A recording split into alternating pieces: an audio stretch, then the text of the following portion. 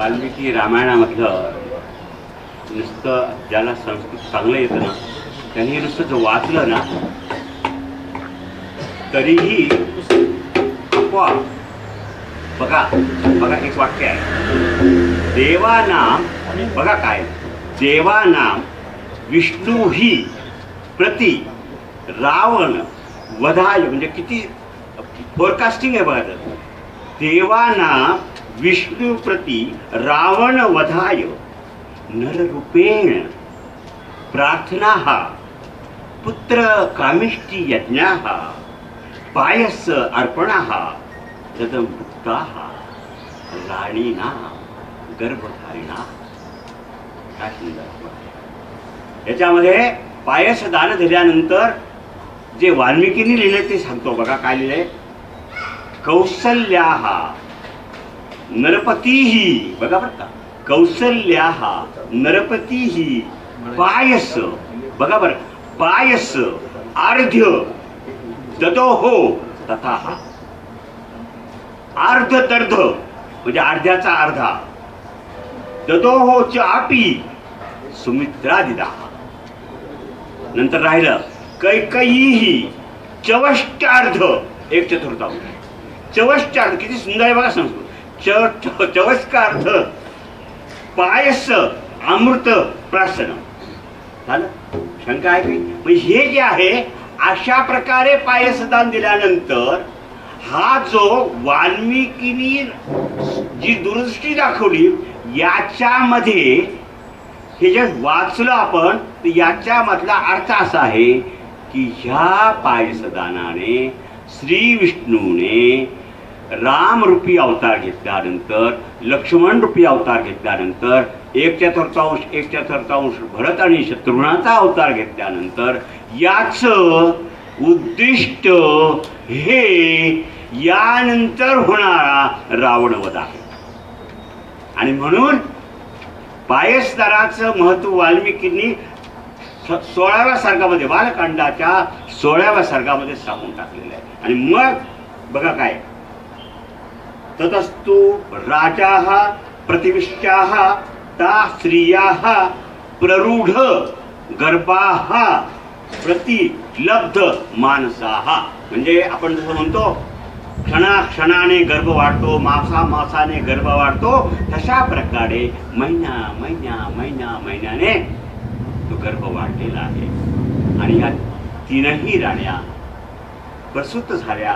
पहिली जी आहे ती चैत्र शुद्ध नवमीला कौसल्याला रामाचा जन्म झालेला आहे. तिन्ही राण्या आणि त्याच्यामध्ये 9 महिने पूर्ण झाल्यानंतर चैत्र शुद्ध नवमीला सूर्य मध्यासी आल्यानंतर कौसल्याच्या पोटी प्रभू रामचंद्र जन्माला आलेले आहे. दुसऱ्या दिवशी भरताचा जन्म झाला आहे आणि तिसऱ्या दिवशी लक्ष्मण आणि शत्रुघ्नाचा जन्म झाला. अख्ख्या राजवाड्यामध्ये, अख्ख्या अयोध्येमध्ये आनंदी आनंद झालेला.